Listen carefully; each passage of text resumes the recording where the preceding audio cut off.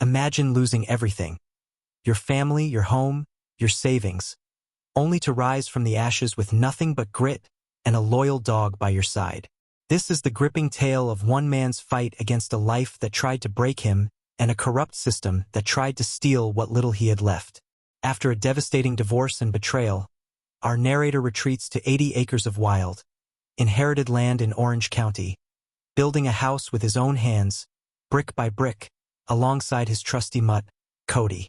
But just when he finds peace, a shadowy HOA president, Karen Atwood, storms in with a fraudulent eviction notice, claiming his land as her own. What unfolds is a jaw-dropping battle of wits, uncovering a web of forged documents, secret bunkers, and a villa built illegally on his property. With Cody's unexpected heroism, yes, a dog with a camera, they expose a scandal that shakes the foundations of power. This story hooks you with raw emotion, twists of cosmic irony, and a fight for justice that'll leave you cheering. From heartbreak to triumph, it's a roller coaster of resilience, loyalty, and the kind of underdog victory that demands to be seen. Don't miss a single moment. Watch till the end to see how one man and his dog turn the tables on a suburban empire of lies. You won't believe what Cody does next. Personal loss and rebuilding. A guy in his 30s, living what feels like a nightmare. His life falls apart, and it's not just one thing, it's everything. This is where our story starts, with the narrator going through a brutal divorce that turns his world upside down.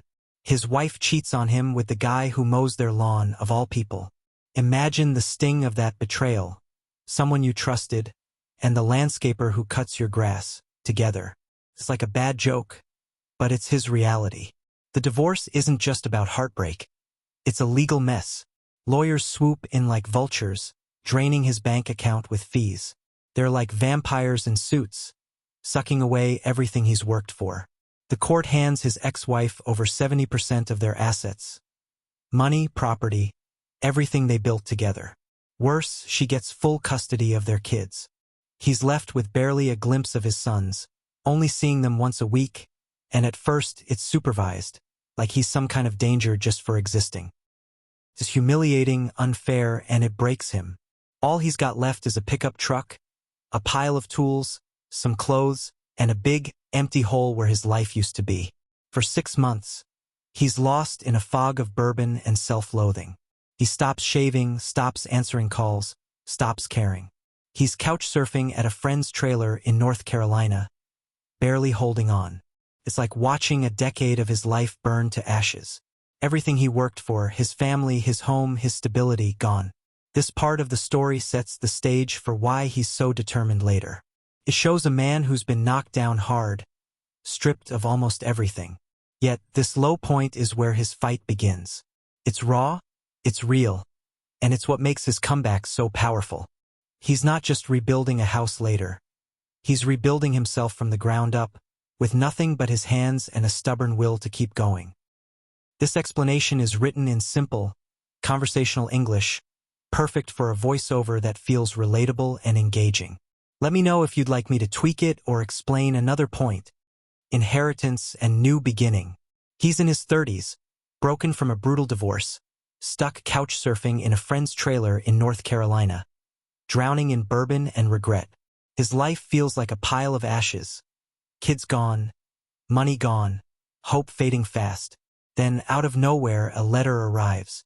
His grandfather, the one man in his family who ever taught him anything useful, has passed away. But he didn't just leave memories. He left 80 acres of wild, untouched land in Orange County, way out where roads turn to dirt and GPS just gives up. This isn't some manicured suburban lot. It's raw, forested, uneven, and forgotten by everyone except the snakes and birds. For the narrator, it's a flicker of hope, a chance to start over. As a kid, he visited this land, but all he remembers are frogs and mosquitoes buzzing around. It's not exactly a dream destination, but now it's his. It's not just land, it's freedom. No ex-wife yelling, no lawyers bleeding him dry, no HOA nagging about mailbox colors. Just him, the trees, and a quiet that feels like a deep breath after years of suffocating. Sitting there, bloodshot eyes staring at that letter, bourbon in hand, he makes a choice. He's done letting life kick him around. He decides to rebuild, not just a place to live, but his entire life the way he wants it, on his terms. This moment is huge because it's where the narrator takes back control. The land isn't just dirt and trees. It's a blank slate. He's got no money, no fancy plans, just a pickup truck, some tools, and a fire in his gut to make something of himself again. It's like he's saying, "Enough. I'm not done yet." The land, wild and perfect, becomes his sanctuary, a place where he can heal from the divorce, the custody battles, and the betrayal. It's not about running away, it's about building something new, something that's his. This inheritance isn't just property. It's a second chance, a spark that lights the path to everything that follows. This sets up the whole story. The land gives him purpose, a reason to get up and fight. It's where he'll pour his sweat and rage, where he'll meet Cody, his loyal dog, and where he'll face off against a corrupt HOA trying to steal it all. This new beginning is the heart of his comeback, and it's why you can't stop listening to what happens next. It's a story of a man who's down but not out, ready to carve out a life that's truly his own. Self-reliance and construction. After inheriting 80 acres of wild land in Orange County, our narrator decides to rebuild his life from the ground up. He's lost everything, his family, his money, his sense of purpose. But this land is his fresh start. With no cash to hire contractors, he takes matters into his own hands. All he's got is a pickup truck, a pile of tools, and a burning need to prove he's not beaten. This is where the story shows his grit, as he builds a house, not just any house, but one that's his, built brick by brick, board by board, nail by nail. It's a slow, grueling process, fueled by sweat and sheer stubbornness. For the first year, there's no electricity, no power lines, no fancy setup. He makes do with a generator, its hum becoming the soundtrack of his new life. He clears a plot of land by hand, chopping through brush and hauling dirt under the hot sun. Every step is hard-won. He lays the foundation himself, mixing concrete, setting stones, and hammering nails until his hands blister. This isn't some cookie-cutter suburban house with shiny countertops and empty promises. It's solid, made of stone and cedar, with a porch where he can sit, drink coffee, and feel like the world hasn't completely crushed him. It's a home that screams, "I built this. I'm still here." This part of the story is about more than just construction. It's about rebuilding himself.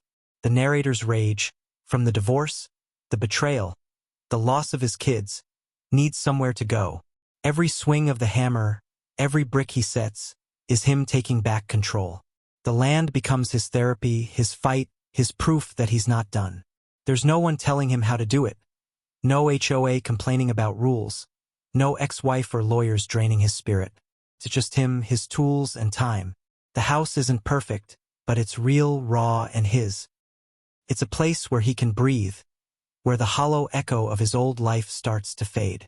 This moment sets up everything that comes later.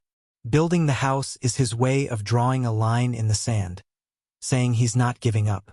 It's why, when trouble comes knocking in the form of a shady HOA, he's ready to fight for what he's built. The house isn't just a shelter. It's a symbol of his comeback, a testament to his refusal to stay broken.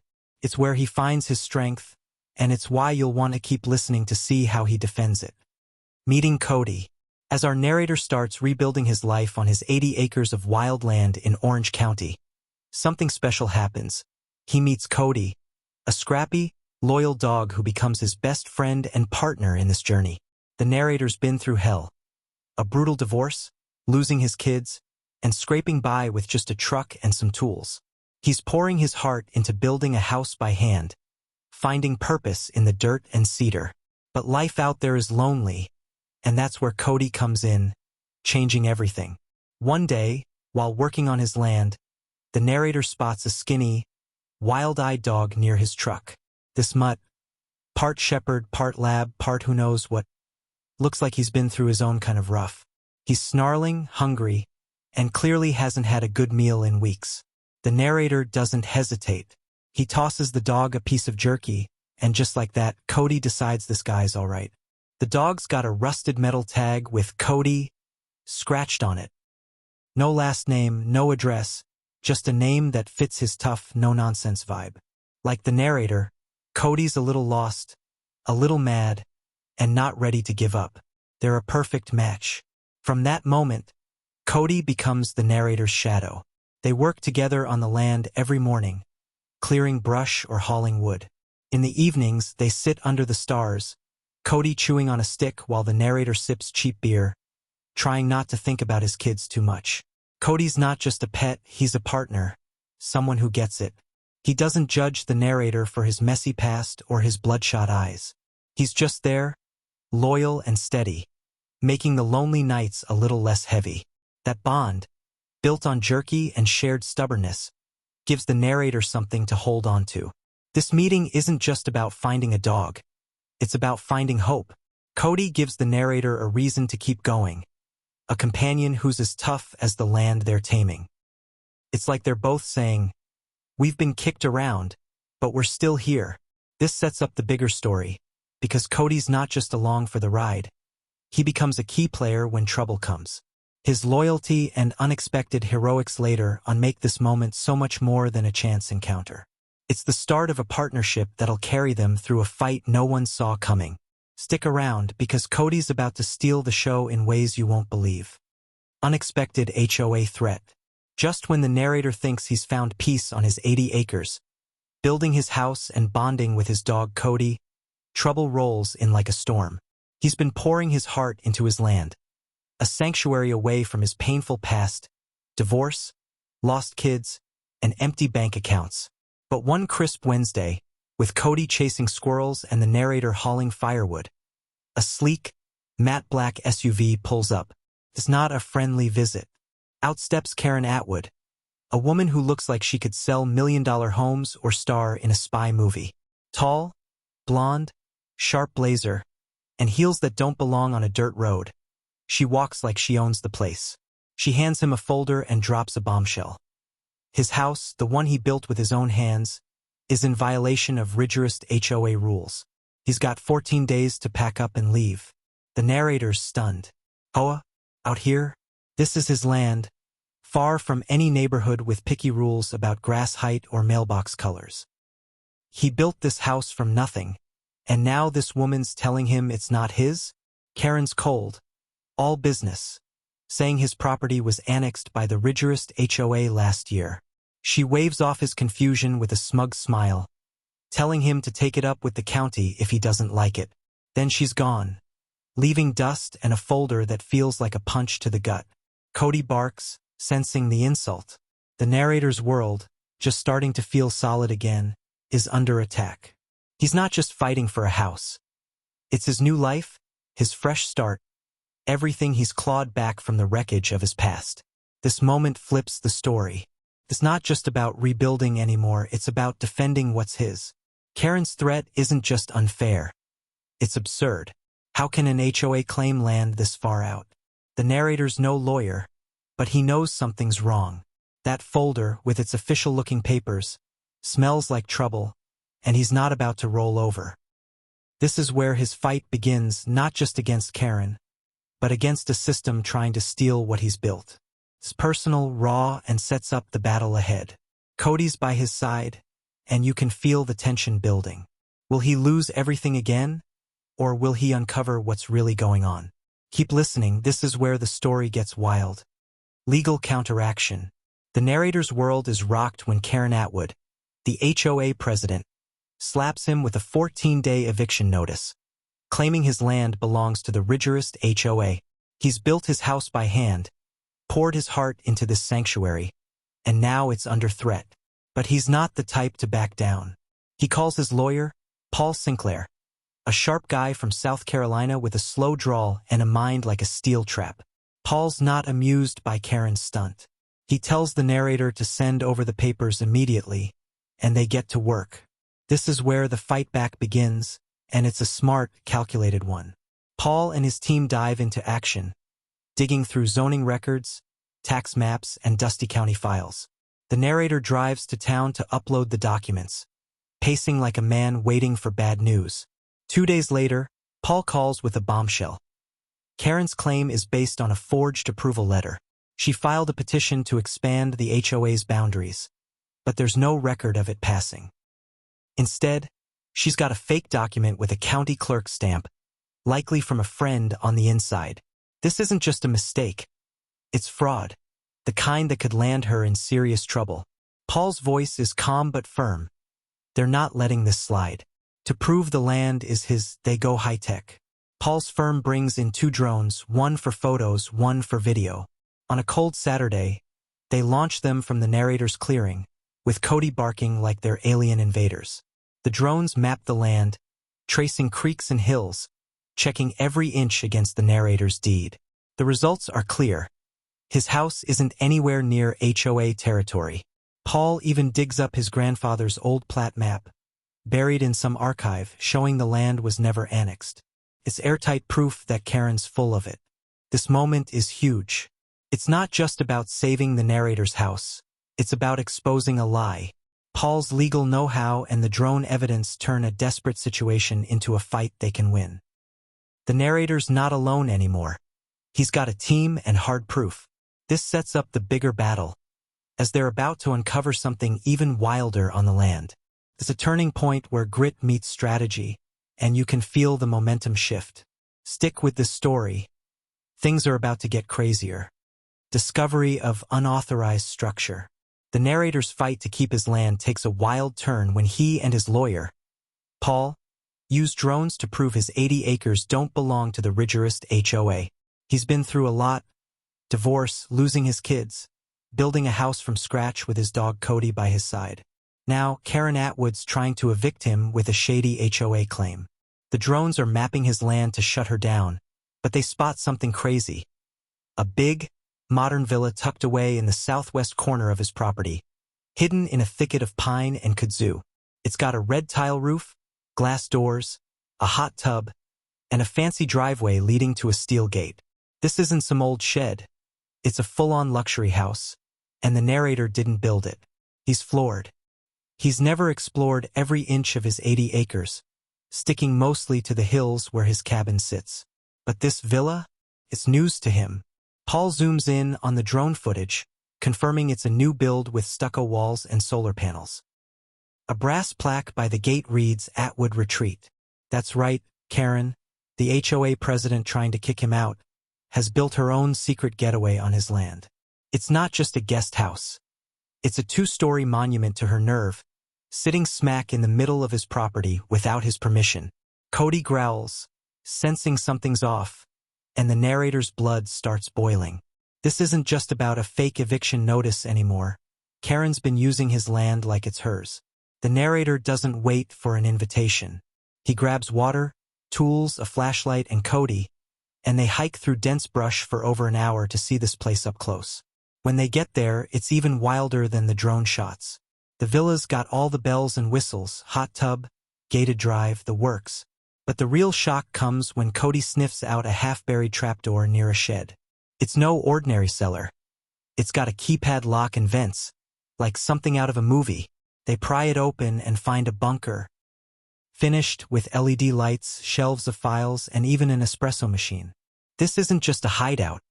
It's a hub for Karen's schemes. This discovery flips the story. It's proof Karen's not just bullying him. She's illegally building on his land, running a whole operation.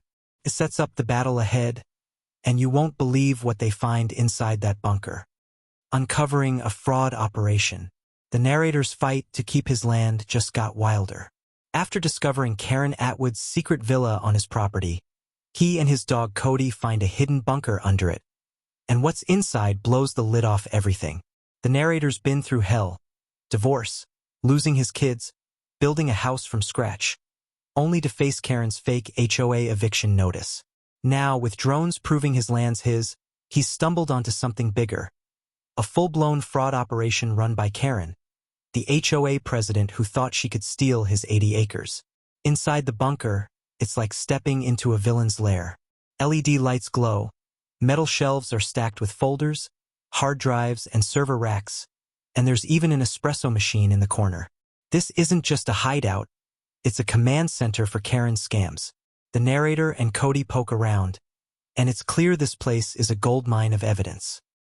Hundreds of documents with rigorous HOA letterheads fill the shelves, some with names he doesn't know, others marked with red pen notes like "evict quietly" or "push zoning board." It's chilling. Karen's been playing dirty, using fake violations to bully people off their land.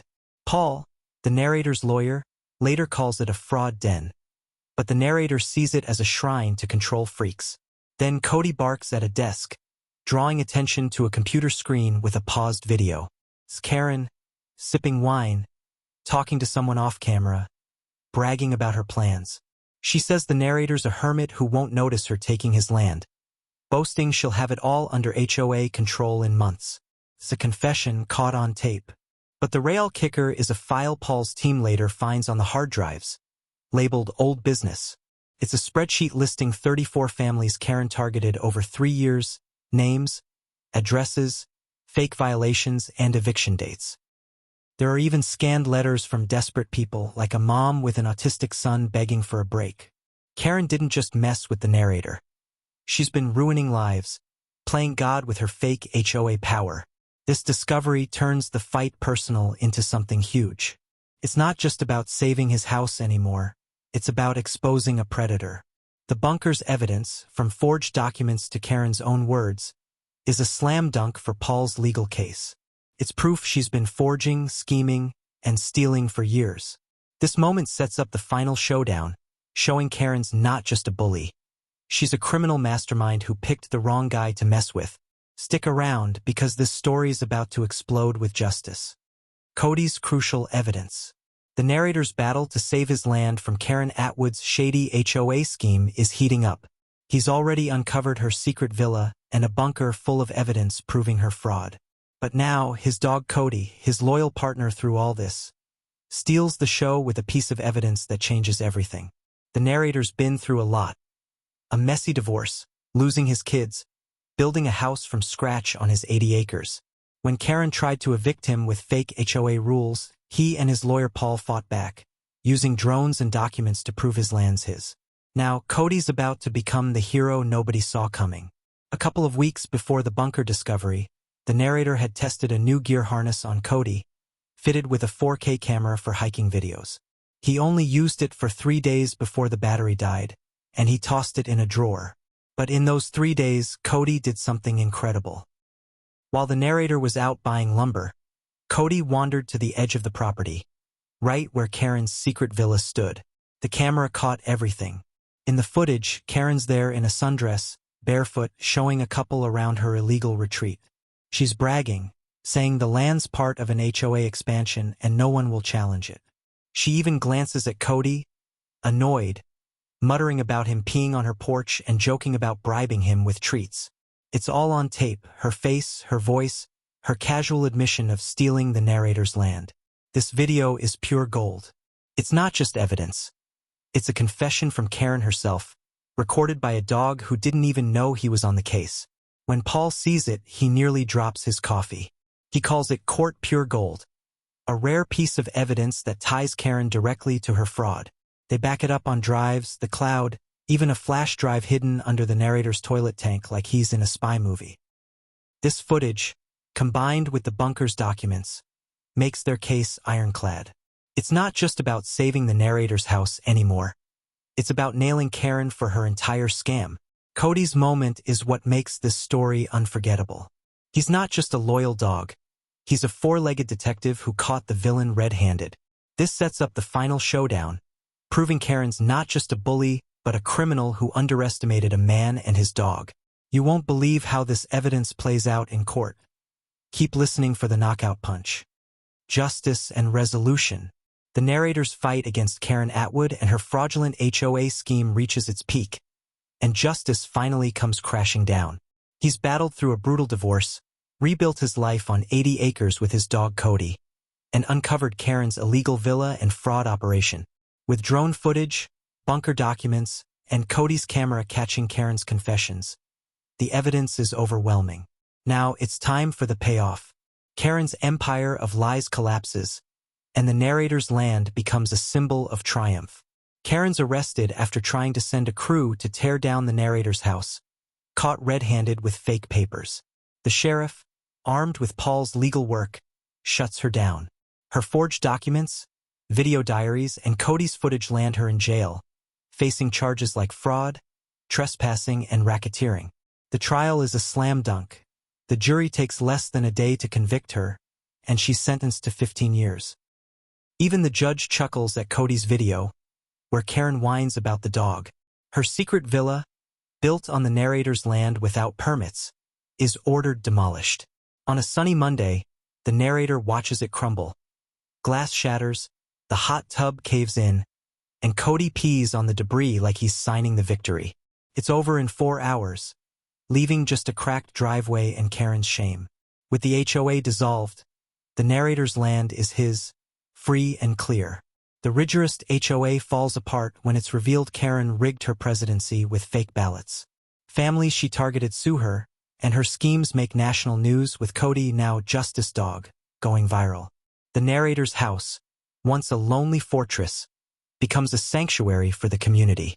He builds a dog park on the villa's old site, calling it Cody's Field, with benches, ramps, and a sign that says, "All good dogs welcome except Karen's."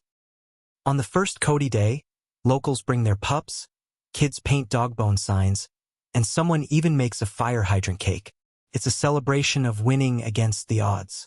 This resolution isn't just about beating Karen. It's about healing. The narrator, once broken, finds peace. His land, his home, and Cody become symbols of fighting back and winning. Kids play with Cody, neighbors bring pies, and the narrator feels whole again. It's a story of a man and his dog turning pain into purpose, proving no one can take what's yours if you fight smart. Stick around, this ending will leave you cheering for Cody and the guy who never gave up.